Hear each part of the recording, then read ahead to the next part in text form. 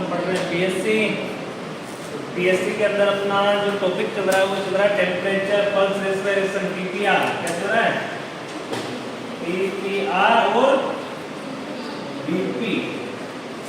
क्या पढ़ रहे हैं अपन? टीपीआर और बीपी। टीपीआर की फॉर्म क्या होती है? टी से टेम्परेचर, टी से पल्स, आर से रेस्पिरेशन,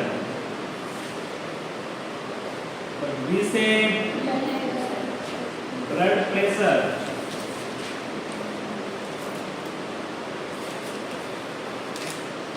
इसके अलावा वाइटल साइन और भी होते हैं। देखना, ये चार तो मेन है। इसके अलावा वाइटल साइन में फिर किसको काउंट करते हैं? पांचवें नंबर पे किसको काउंट करेंगे? पेन को। किसको काउंट करेंगे? पेन। तो छठवें नंबर पे कौन सा वाइटल साइन काउंट करेंगे? ऑक्सीजन। क्या काउंट करेंगे? Oxygen, O2। यानी कि अपन नॉर्मल जो टेम्परेचर, पल्स, रेस्पिरेशन और बीपी, ये तो फिर मुख्य वाइटल साइन है अपनी बॉडी के, जिसको जैविक चिन्ह और जीवन चिन्ह भी कहते हैं। क्या कहते हैं इनको? जीवन चिन्ह या जैविक चिन्ह। और इनको इंग्लिश में बोलेंगे वाइटल साइन। क्या बोलेंगे? Vital sign. इसका हिंदी अर्थ होता है जैविक चिन्ह।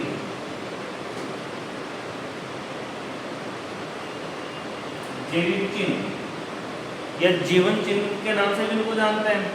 अब एक इम्पोर्टेंट ये है कि ये जो तीनों चीजें हैं, चारों चीजें, अगर ये नहीं हो तो व्यक्ति क्या है? अगर इनमें से एक भी कम हो, इसकी अनुपस्थित हो, तो व्यक्ति क्या है? मरा हुआ है। कौन सी कंडीशन है? डेथ की कंडीशन है। अगर एक भी चीज एब्सेंट है तो वो कौन सी कंडीशन है? डेथ की कंडीशन है। तो ये जैविक चिन्ह यानी कि जीवित का पता लगाने के लिए इन चिन्हों का उपयोग किया जाता है। अगर वाइटल साइन नहीं है तो व्यक्ति कैसा है? मरा हुआ व्यक्ति है, मर चुका है वो। अगर जीवित है तो उसमें क्या आएंगे? वाइटल साइन आएंगे। दूसरी की बीमारी के हिसाब से वाइटल साइन चेक करें अपन, तो बीमारी के साइन से वाइटल साइन चेक करते हैं तो उसमें चार वाइटल साइन के आते हैं, टीपीआर, बीपी। इसके अलावा अपन वाइटल साइन के तौर पे देखते हैं पेन। पेन यानी दर्द, यानी व्यक्ति को कितना दर्द हो रहा है। यानी किसी व्यक्ति को कोई प्रॉब्लम है, पेट दर्द है किसी प्रकार का, तो रिएक्ट करेगा दर्द के प्रति, रिएक्शन करता है ना दर्द के प्रति। क्योंकि दर्द है तो दर्द का रिएक्शन होगा, रिएक्ट करेगा दर्द के प्रति, वो भी क्या हो जाएगा? Vital sign. अपने को पता लग जाएगा कि इसको दर्द है, इसको क्या है? दर्द है। दूसरी कंडीशन में देखे जाते हैं, छठवें नंबर पे देखे जाते हैं ऑक्सीजन, यानी कि बॉडी के अंदर ऑक्सीजन का लेवल कितना है। बॉडी के अंदर ऑक्सीजन का लेवल कितना है, यानी ऑक्सीमीटर से ऑक्सीजन लेवल भी चेक किया जाता है। ऑक्सीजन की कमी से अपनी बॉडी में कौन सी विकार, कौन सा सिंड्रोम हो जाता है, कौन सा विकार हो जाता है, उसको बोलते हैं साइनोसिस। क्या बोलते हैं? साइनोसिस। यानी कि बॉडी में साइनोसिस हो जाता है। साइनोसिस यानी बॉडी नीली पड़ जाती है, बॉडी कलर कैसा हो जाता है? नीला। ऑक्सीजन की कमी से ये कंडीशन आती है, साइनोसिस की कंडीशन आ जाती है। अब अपन बात कर रहे हैं एबनॉर्मलिटीज की। अपन वाइटल साइन की क्या पढ़ रहे हैं? एबनॉर्मल। लेकिन आज अपन बात करते हैं नॉर्मल की। उसकी बात कर रहे हैं नॉर्मल की। अब अपन नॉर्मल आंकड़ा देखते हैं किसी भी चीज का। अब नॉर्मल टेम्परेचर कितना होगा अपना?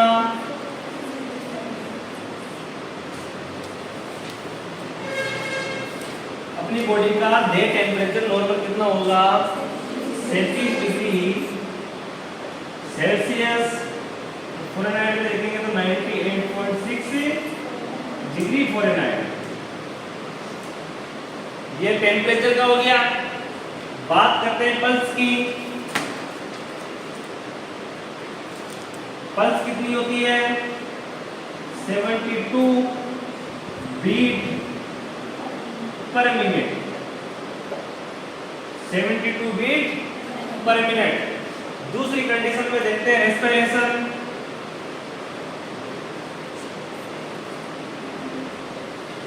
रेस्पिरेशन को काउंट करते हैं अपन 16 से 20 ब्रीथ पर मिनट। पल्स में क्या आएगा? बीट, और रेस्पिरेशन में क्या आएगा? ब्रीथ। ब्रीथ यानी श्वसन क्रिया करना, ब्रीथ पर मिनट। तो लास्ट की बात करते हैं अपन बीपी, ब्लड प्रेशर। तो ब्लड प्रेशर अपना कितना होता है? Normal 120/80 mmHg। ये अपना नॉर्मल आंकड़े। नॉर्मल टेम्परेचर कितना है? 37 डिग्री सेल्सियस। पल्स रेट कितनी है? 72 बीट पर मिनट। रेस्पिरेशन कितना है? 16 से 20 ब्रीथ पर मिनट। और बीपी कितनी है? 120/80 mmHg। मात्रक भी याद रखना है, mmHg। ठीक है, इन चीजों को लिख लो, कहीं भी लिख लो, तब कॉपी में कहीं याद रखने की चीजें।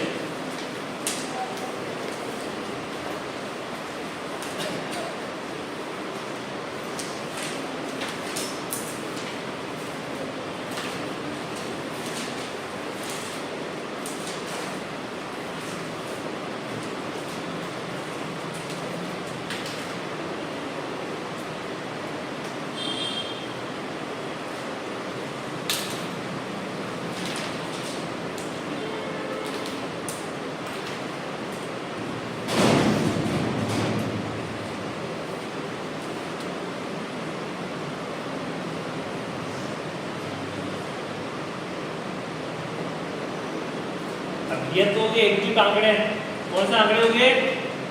एक्टिव आंकड़े, क्लियर आंकड़े। अपने को क्या करना है? नॉर्मल देखना है। क्या देखना है? नॉर्मल आंकड़े। तो नॉर्मल में अगर अपने नॉर्मल टेम्परेचर की बात करें, तो नॉर्मल टेम्परेचर ये रहेगा 37 डिग्री सेल्सियस, 98.6 डिग्री फ़ारेनहाइट। अगर अपन पल्स की बात करें तो नॉर्मल पल्स कितनी होगी?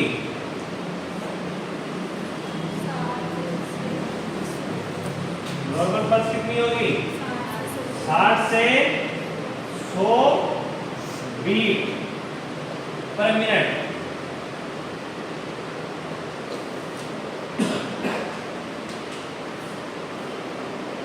नॉर्मल पल्स कितनी होगी? 60 से 100, यानी 60 से लेके 100 के बीच वाला जो आंकड़ा है पल्स का, वो क्या है? नॉर्मल है। रेस्पिरेशन की बात करते हैं अपन,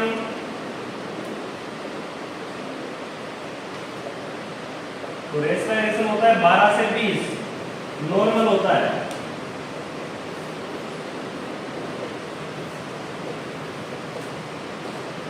सोलह 12 से 20 क्यों? क्योंकि एडल्ट, वर्ग और छोटे बच्चे सब में रेस्पिरेशन क्रिया क्या होती है? अलग अलग होती है। तो 12 से 20 तक की एक एडल्ट की, एक वर्ग की काउंट कर ली जाती है। कहां से कहां तक की? 12 से 20 तक एक एडल्ट की भी काउंट हो जाएगी और वर्ग व्यक्ति भी काउंट हो जाएगी, छोटे बच्चे की नहीं होगी उसमें। ठीक है, तो 12 से 20 तक ये नॉर्मल है। कोई 12 बार श्वसन ले रहा है या 20 बार तक ले रहा है तो नॉर्मल है, ले लेते हैं। ठीक है, इसके अलावा बीपी की बात करें अपन, ब्लड प्रेशर की, तो ब्लड प्रेशर अपना 110/70 से लेकर 140/90 mmHg, ये नॉर्मल है।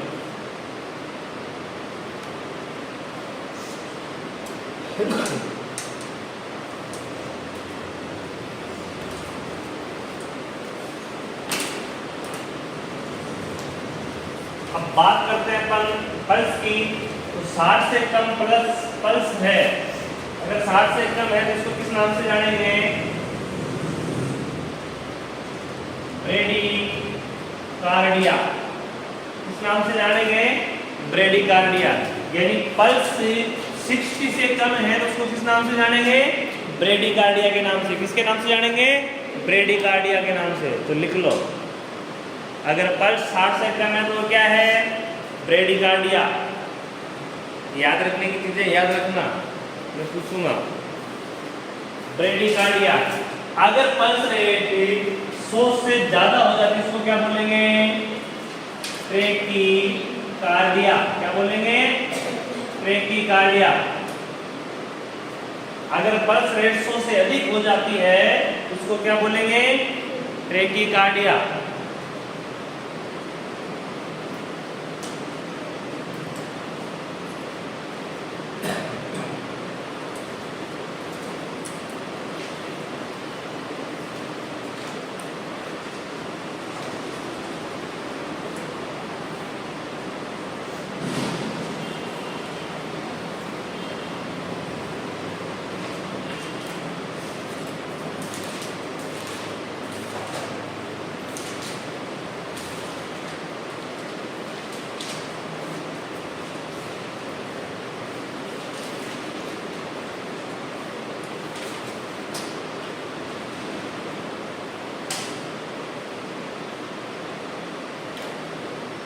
Clear sir?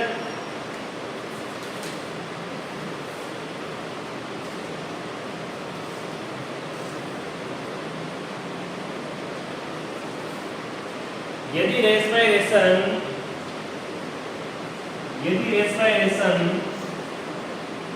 10 पर मिनट से कम हो जाता है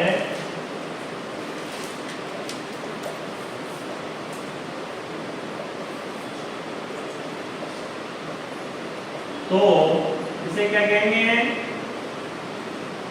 ब्रेडीकोनिया।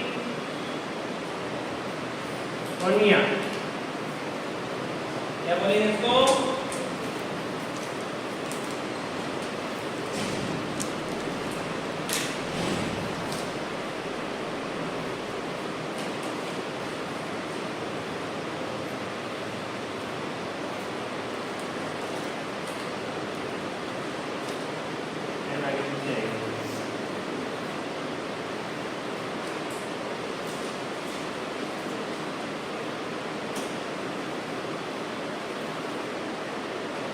यदि रेस्पिरेशन 20 पर मिनट से अधिक हो जाता हो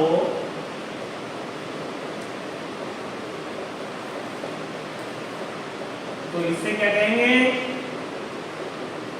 क्या बोलेंगे? ट्रेकीटोनिया।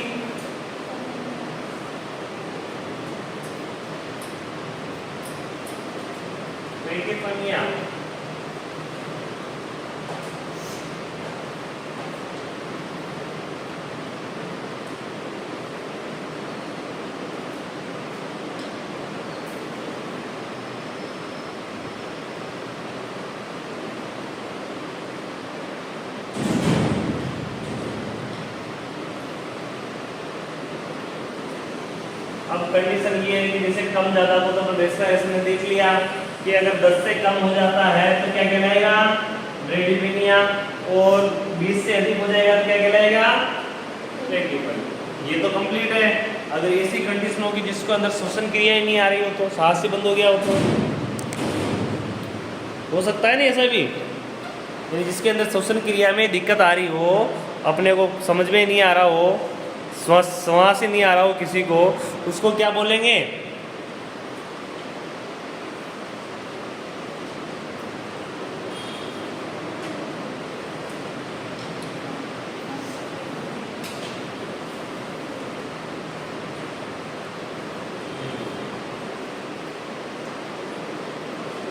अश्वसन।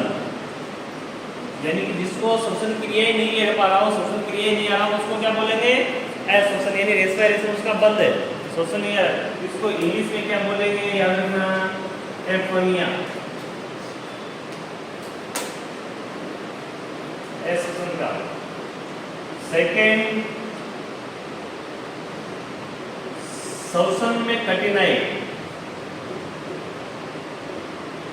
यानी श्वसन तो ले रहे हैं अपन, लेकिन कठिनाई के साथ ले रहे हैं, तो इसको क्या बोलेंगे?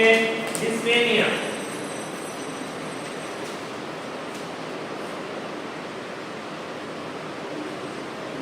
डिस्पेनिया।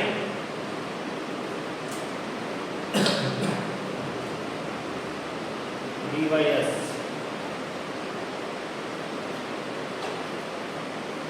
श्वसन में कठिनाई को क्या बोलेंगे? डिस्पेनिया।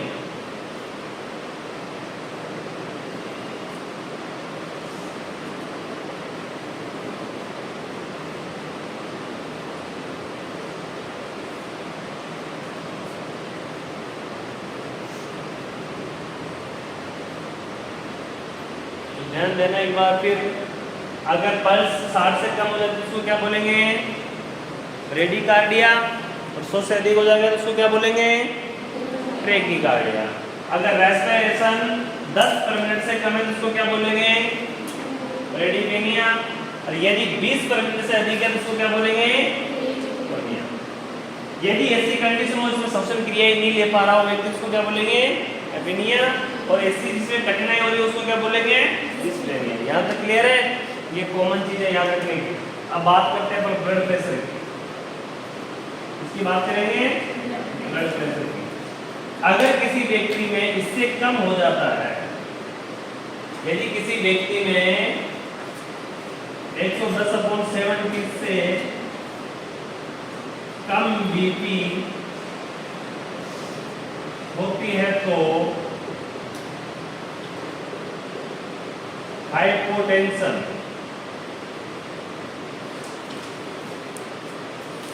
क्या बोलेंगे?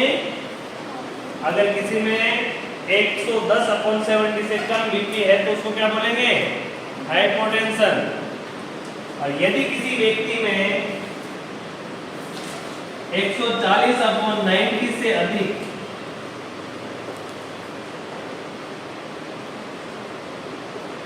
बीपी है तो इसे क्या बोलेंगे? हाइपरटेंशन। क्या बोलेंगे? हाइपरटेंशन।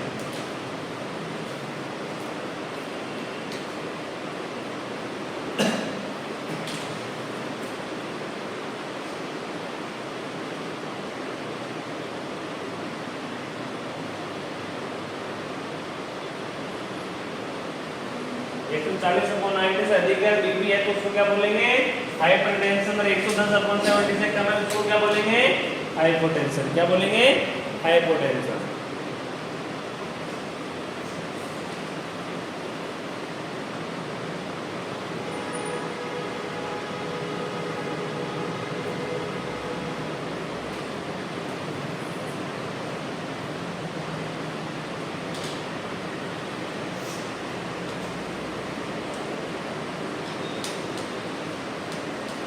इसके अलावा फिर जनरल नॉलेज की हम बात करते हैं।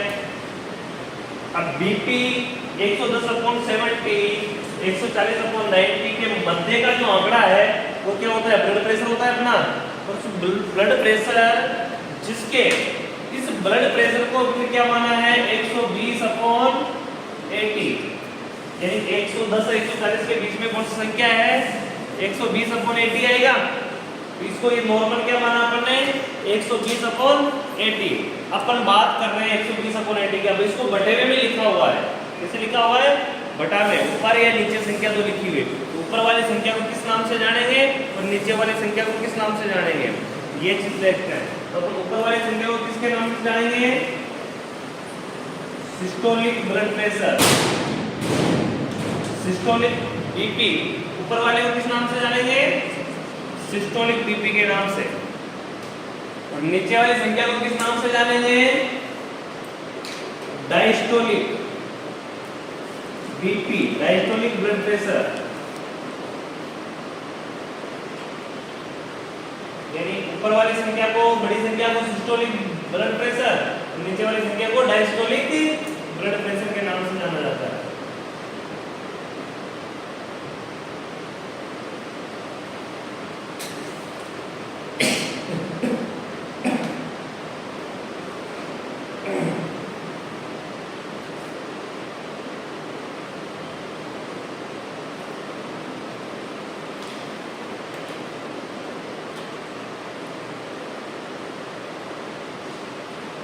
एक चीज और देखना,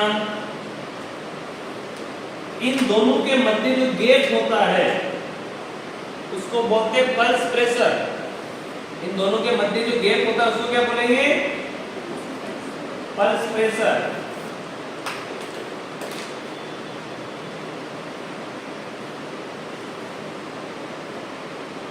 पल्स प्रेशर कैसे बोलेंगे? पल्स प्रेशर, पल्स प्रेशर कितना होगा?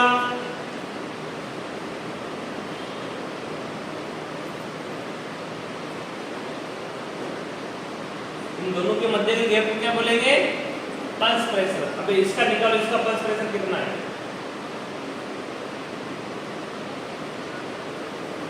और ये आपके सामने आंकड़ा लिखा हुआ है, इसका पल्स प्रेशर निकालना तो कैसे निकालोगे? कैसे पता चला आपको पल्स प्रेशर कौन सा होता है? सिस्टोलिक में से डायस्टोलिक को माइनस करो। क्या करना है? सिस्टोलिक ब्लड प्रेशर में से डायस्टोलिक ब्लड प्रेशर को माइनस करो। यानी कि सिस्टोलिक कौन सा है? 120। डायस्टोलिक कौन सा है? 80। माइनस करो, कितना बचा? 40। फिर 40 क्या है? Pulse pressure. ये 40 क्या है? Pulse pressure. इसको क्या बोलेंगे? Pulse pressure.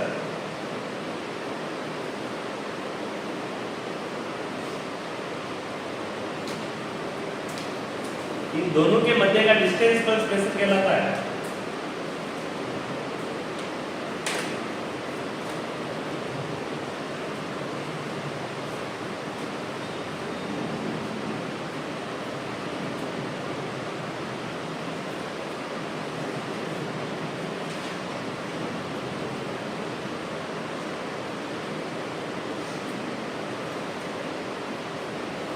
नीचे नोट लगाएंगे कितना? यदि सिस्टोलिक ब्लड प्रेशर में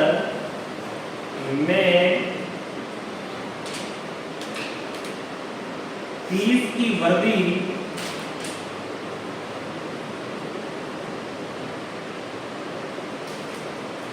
हो जाती है एवं डायस्टोलिक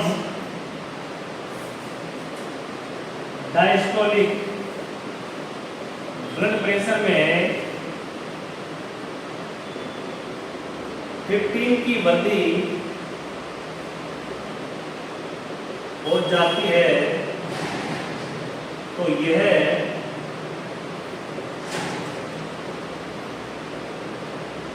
हाइपरटेंशन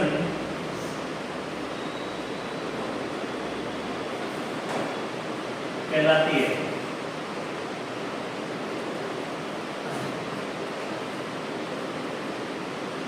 यदि सिस्टोलिक ब्लड प्रेशर में 30 की वृद्धि एवं डायस्टोलिक ब्लड प्रेशर 15 की वृद्धि हो जाती है, क्या कहलाती है? हाइपरटेंशन कहलाती है। समझ में आई ये लाइन आपको? अरे प्राची बोलो, समझ में आएगा आप लोगों को? ये लाइन लिखिए, समझ में आई? 30 से 15 सिस्टोलिक ब्लड प्रेशर में 30 की वृद्धि हो जाती है, डायस्टोलिक में 15 की वृद्धि हो जाती है, इसको क्या बोलेंगे अपन? हाइपरटेंशन। कैसे?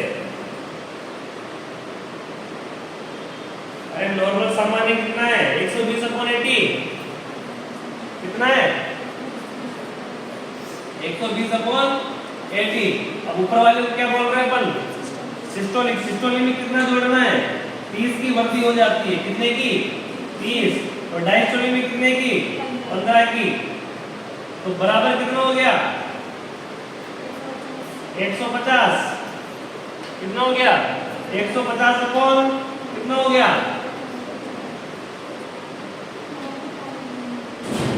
अरे 95 हो गया ना, 15 जुड़ गई। तो ये कौन सी कंडीशन हो गई? बीपी की। तो हाइपरटेंशन हो गया नहीं? तो अगर यही आंकड़ा 140 में रहता है, 140/90 रहता है, तो हाइपरटेंशन नहीं है, नॉर्मल ही है। लेकिन इसमें क्या है? अगर सिस्टोलिक में 30 की या डायस्टोलिक में 15 की वृद्धि हो जाती है, तो क्या कहलाता है? हाइपरटेंशन कहलाता है। क्या कहलाता है? हाइपरटेंशन। अब यहाँ जोड़ रहे हैं 120 + 30 बराबर 150। तो 150 तो 140 से ज्यादा है, तो क्या हो गया? हाइपरटेंशन। बीपी बढ़ रही है। इधर 80 में 15 ऐड करते तो कितना? 95, यानी 90 से 5 अधिक, तब भी क्या कहलाएगी? हाइपरटेंशन।